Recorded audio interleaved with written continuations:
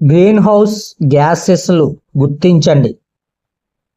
ఇందులో green house గ్యాసెస్లు ఏమున్నాయంటే methane, నీటి ఆవిరి, నైట్రస్ ఆక్సైడ్, సల్ఫర్ ట్రయాక్సైడ్ అని ఉంది. దీనిలో గ్రీన్ హౌస్ వాయువులు అయితే మాత్రం 3. అవేంటంటే మీథేన్, నీటి ఆవిరి, నైట్రస్ ఆక్సైడ్. సల్ఫర్ ట్రయాక్సైడ్ అనేది గ్రీన్ హౌస్ వాయువు కాదు.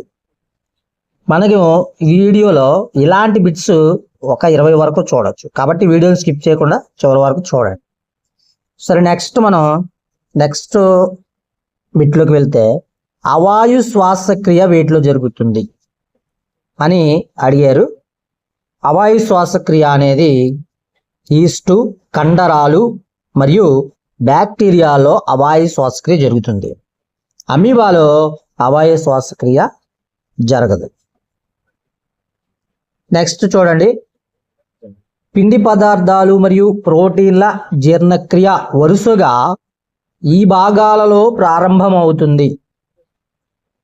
అంటే నోరు మరియు జీర్ణాశయం. జీర్ణాశయము మరియు నోరు రెండు నోటిలోనే, రెండు జీర్ణాశయంలో. దీని యొక్క సమాధానం వచ్చినట్లయితే నోరు మరియు జీర్ణాశయంలో పిండి పదార్థాలు మరియు ప్రోటీన్ల జీర్ణక్రియ అనేది ప్రారంభమవుతుంది. చూడడానికి బిట్స్ అనేవి సింపుల్గా ఉంటాయి, కానీ ఎగ్జామ్ పాయింట్ ఆఫ్ వ్యూలో చాలా ఇంపార్టెంట్ బిట్స్ అయితే ఉన్నాయి. అందుకనే ప్రీవియస్ ఇయర్ క్వశ్చన్ పేపర్స్లో ఉన్నటువంటి బిట్స్ని బేస్ చేసుకొని మన ఛానల్లో ఇవ్వడం జరుగుతుంది. నెక్స్ట్ చూడండి, సరైన వాక్యాన్ని గుర్తించండి. దారు ఆహారాన్ని రవాణా చేస్తుంది. పోషక కణజాలం నీరు మరియు లవణాలను రవాణా చేస్తుంది. మూలకేశాలు నేల నుండి ఆహారాన్ని శోషిస్తాయి. దారు మరియు పోషక కణజాలాలు కలిసి ప్రసరణ కణజాలాన్ని ఏర్పరుస్తాయి. ఇందులో సరైన వాక్యం ఏంటంటే దారువు మరియు పోషక కణజాలాలు కలిసి ప్రసరణ కణజాలాన్ని ఏర్పరుస్తాయి. అంటే ప్రసరణ కణజాలం అనగా దారువు మరియు పోషక కణజాలం రెండు గుర్తుపెట్టుకోవాలి. దారువు వేరు, పోషక కణజాలం వేరు కాదు. దారువు పోషక కణజాలం మస్ట్ అండ్ షుడ్గా ఉంటాయి. ఇక్కడ దారు ఆహారాన్ని రవాణా చేస్తుంది, పోషక కణజాలం నీరు మరియు లవణాలను రవాణా చేస్తుంది అన్నాడు. సో ఏదేమైనా ఇక్కడ దారువు మరియు పోషకాలు రెండు కలిస్తేనే ప్రసరణ కణజాలం అవుతుంది. సో దీనికి సంబంధించినటువంటి ఆన్సర్ అయితే మాత్రం మనకి ఆప్షన్ 4. నెక్స్ట్ బిట్ చూడండి, బ్యాక్టీరియాల వల్ల కలిగే వ్యాధి. పోలియో కలుగుతుందా బ్యాక్టీరియా వల్ల? మలేరియా అనేది దేని వల్ల వస్తుంది? మలేరియా అనేది అదొక ప్రోటోజోవాలో వస్తుంది, అంతే కదా, ప్లాస్మోడియం. ఈ హెపటైటిస్ అనేది వైరస్, పోలియో కూడా వైరస్ కదా. సో మనకి ఇందులో బ్యాక్టీరియా వల్ల కలిగే వ్యాధి అని చెప్పొచ్చు. ఇంకా టైఫాయిడ్ అనేది సాల్మోనెల్లా టైఫై అనేటువంటి బ్యాక్టీరియా వల్ల వస్తుంది. తర్వాత చూడండి, ఇక్కడ నెక్స్ట్ చీమలలో ఉండే ఆమ్లం. చీమల్లో ఏ ఆమ్లం ఉంటుంది?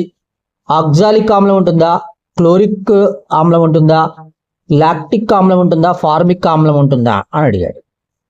లాక్టిక్ ఆమ్లం అనేది పాలలో ఉంటుంది, తెలుసు. మరి చీమలో ఉండేటువంటి ఆమ్లం ఏంటంటే ఫార్మిక్ యాసిడ్, ఫార్మిక్ ఆమ్లము. నెక్స్ట్ చూడండి, కింది వానిలో ఎడారి మొక్క అనుకూలం కానిది. ఎడారి మొక్కల్లో ఉన్నటువంటి అడాప్టేషన్స్ అనేవి ఈ కింది వాటిలో ఉన్నటువంటి అడాప్టేషన్ కానిది, అంటే కొన్ని అడాప్టేషన్ ఉంటాయి కానీ అది ఇది అడాప్టేషన్ కింద రాదు అనే విషయం మీద మనం ఇక్కడ డిస్కస్. ఇందులో మనకి పత్రాలు ముళ్ళు వలె రూపాంతరం చెందుతాయి. కాండము దళసరి మైనపు పొరతో కప్పబడి ఉంటుంది. వేర్లు నేల పైభాగంలో ఉండి బాష్పోత్సేకం జరుపుతాయి. కాండము ఆకుపచ్చగా కిరణజన్య సంయోగ క్రియను జరుపుతుంది. ఇక్కడ ఆప్షన్ 3, వేర్లు నేల పైభాగంలో ఉండి బాష్పోత్సేకము జరుపుతాయి. అంటే ఎడారి మొక్కలు వేర్లు ఎక్కడ ఉంటాయి? చాలా భూమిలో అడుగు భాగంలో ఉంటాయి. నేల పై భాగంలో అయితే మాత్రం ఉండవు. కాబట్టి ఇది ఎడారి మొక్క అనుకూలం అయితే కాదు. నెక్స్ట్ చూడండి, త్వచ జీవోత్పత్తిలో పాల్గొనే కణాంగం. అంతర్జీవ ద్రవ్యజాలము, కేంద్రకము, లైసోజోములు, రిక్తికలు. ఆన్సర్ అయితే మాత్రం ఆప్షన్ 1. దీనిని ఎండోప్లాస్మిక్ రెటిక్యులం ER అని పిలుస్తారు. అంతర్జీవ ద్రవ్యజాలం. నెక్స్ట్ చూడండి, 1 నానో సెకండ్ దేనికి సమానము? 1 నానో సెకండ్ అనేది 10.9 second, 10.67, 10 to the power of -9 second, 10 to the power of -6. +6 -6 -9 +9 అనేది ఇక్కడ కన్ఫ్యూజ్. సో దీనికి ఆన్సర్ చూస్తే 3 అండి. 10 to the power of -9 seconds. 1 nano second is equal to 10 to the power of -9 seconds. ఇది గుర్తుపెట్టుకోండి. ఎగ్జామ్లో 9 +9 -9 అంటారు, -9. చూడండి, బంగాళాదుంప గుండా విద్యుత్తుని ప్రవహింపచేసినప్పుడు ధనధ్రువం వద్ద నీలి ఆకుపచ్చ మచ్చ ఏర్పడడానికి గల కారణం ఏమిటి? విద్యుత్ యొక్క ఉష్ణ ఫలితమా, విద్యుత్ యొక్క రసాయన ఫలితమా, విద్యుత్ యొక్క అయస్కాంత ఫలితమా, విద్యుదయస్కాంత ఫలితమా అని మనం చూస్తే దీనికి ఆన్సర్ 2. విద్యుత్ యొక్క రసాయన ఫలితము. విద్యుత్ యొక్క రసాయన ఫలితం. నెక్స్ట్ చూడండి, మీరు మీ చేతిని ఒక వెలుగుతున్న కొవ్వొత్తికి పక్క భాగంలో ఉంచిన కొవ్వొత్తుని చేతికి ఉష్ణ ప్రసారం దేనివల్ల జరుగుతుంది అని మనం చూస్తే దీని యొక్క ఆన్సర్ 3. ఉష్ణ వికిరణము, ఉష్ణ వహనము, ఉష్ణ సంవహనము మరియు ఉష్ణ వికిరణము అని ఇచ్చాడు. ఉష్ణ వికిరణం అని జరుగుతుంది. చేతిని ఒక వెలుగుతున్న కొవ్వొత్తికి పక్క భాగంలో ఉంచి కొవ్వొత్తు నుండి చేతికి ఉష్ణ ప్రసారం జరిగితే దానిని ఉష్ణ వికిరణము అని అంటారు. ఇది ఎగ్జామ్లో ఉష్ణ వహనం అంటే ఏంటి, ఉష్ణ సంవహనం అంటే ఏంటి, ఉష్ణ వికిరణం అంటే ఏంటి, దీనికి సంబంధించినటువంటి డెఫినేషన్స్ నేర్చుకోవాలి. దానికి సంబంధించినటువంటి ఉన్నటువంటి ఏదైతే ఉన్నాయో అనుకూల వర్తనాలు, అనువర్తనాలు కూడా మనం నేర్చుకోవాల్సి ఉంటుంది. కార్బన్ యొక్క స్వచ్ఛమైన రూపం కోక్. కార్బన్ యొక్క స్వచ్ఛమైన రూపం ఏంటంటే కోక్. కోల్తారు, కోల్వాయువు, నేలబొగ్గు కాదు, కోక్. కార్బన్ యొక్క స్వచ్ఛమైన రూపం కోక్. 2 గ్రహాల మధ్య అధిక సంఖ్యలో గ్రహ శకలాలు యాస్ట్రాయిడ్స్ ఏ గ్రహాల మధ్యలో అధికంగా ఉన్నాయి? అది భూమి శుక్రుడా, భూమి కుజుడా, బృహస్పతి కుజుడా, బృహస్పతి శని అని అడుగుతూ ఉన్నారు. దీనిలో ఆన్సర్ అయితే బృహస్పతికి మరియు కుజుడికి మధ్యలో యాస్ట్రాయిడ్స్ ఉన్నాయి. ఎక్కువ యాస్ట్రాయిడ్స్ ఉన్నాయి. బృహస్పతికి మరియు కుజుడికి మధ్యలో large number of asteroids are present in between Jupiter and Mars. Next చూడండి, గ్రూపు మూలక కుటుంబానికి సంబంధించి సరైన సమాధానం గుర్తించండి. ఆప్షన్ అయితే 4 అండి. అయితే దీనిలో 1C అంటే 3rd A అనేది బోరాన్ కుటుంబము, 2D 4A అనేది కార్బన్ కుటుంబము, 3A 6th A అనేది చాల్కోజన్ కుటుంబము, 4th B 7th A అనేది ఆలోజన్ కుటుంబం. వేరే వేరే ఇంపార్టెంట్ బిట్లు ఇవన్నీ, విడివిడిగా కూడా అడగచ్చు. 3rd A అనేది బోరాన్ కుటుంబము, 4th A అనేది కార్బన్ కుటుంబము, 3rd A అనేది 6th A అనేది చాల్కోజన్ కుటుంబం, అదేవిధంగా 7th A అనేది హాలోజన్ కుటుంబం. చాల్కోజన్లు, హాలోజన్లు, బోరాను, కార్బను ఈ మూలకాలు గురించి ఒక బిట్ వచ్చే అవకాశం అయితే ఉంటుంది. ఇవే మూలకాలని కాదు కానీ మూలకాల మీద. ఒక విద్యార్థి తన జీవితంలో డైలీ లైఫ్లో ప్లాస్టిక్ వినియోగాన్ని నిషేధించాలని అనుకున్నాడు. డేవిడ్ క్రాత్హాల్ ప్రకారం విద్యార్థి సాధించినటువంటి లక్ష్యం ఏంటి?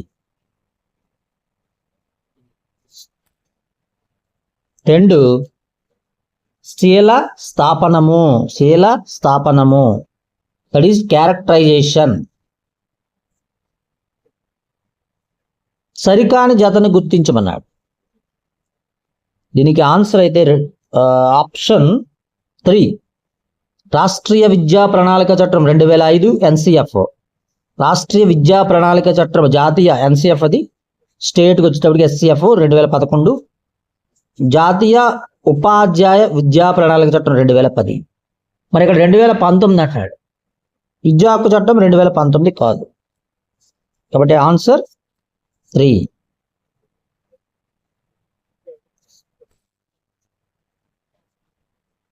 పాఠ్యపుస్తకంలో జట్టు పని ఆలోచించండి, చెప్పండి, మీకు తెలుసా మొదలైన విషయాలు సూచించడానికి గీసినటువంటి పటాలు ఏవి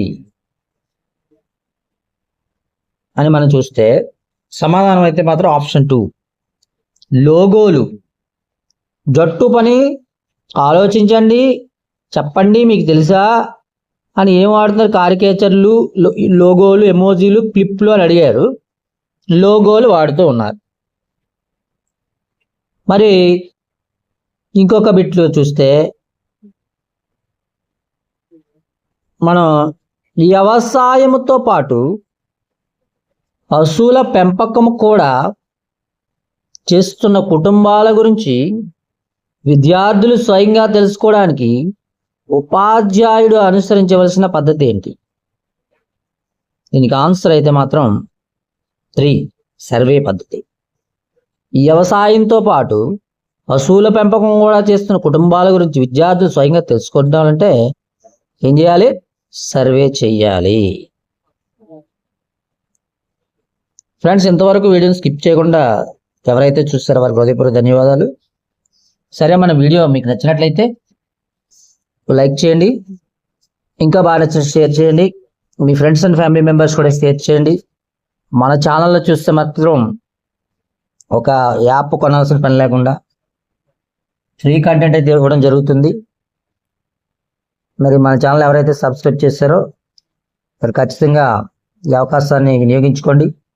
మన ఛానల్ ముఖ్యంగా మ్యాగజైన్స్, న్యూస్ పేపర్స్లోను, వెబ్సైట్లో ప్రీవియస్ ఇయర్ క్వశ్చన్ పేపర్స్లో బేస్ చేసుకొని ఎక్కువ కంటెంట్ అయితే ఉంది. మన ఛానల్ చూస్తే సుమారు 200 పైగా వీడియోస్ అయితే ఉన్నాయి, అన్ని సబ్జెక్ట్ జనరల్ స్టడీస్ సంబంధించినవి. కాబట్టి ఒకసారి కొత్తగా సబ్స్క్రైబ్ చేసేవారు ఛానల్ ఒకసారి వీక్షించండి. ఇంకా బాగా నచ్చితే మీ ఫ్రెండ్స్ కూడా షేర్ చేయండి. మీరు మంచి విజయం చేకూరాలని, అందులో మేము కూడా భాగస్వాములు అవ్వాలని మా యొక్క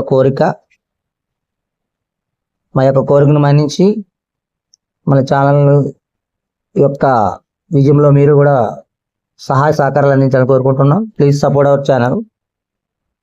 థ్యాంక్ యూ వెరీ మచ్.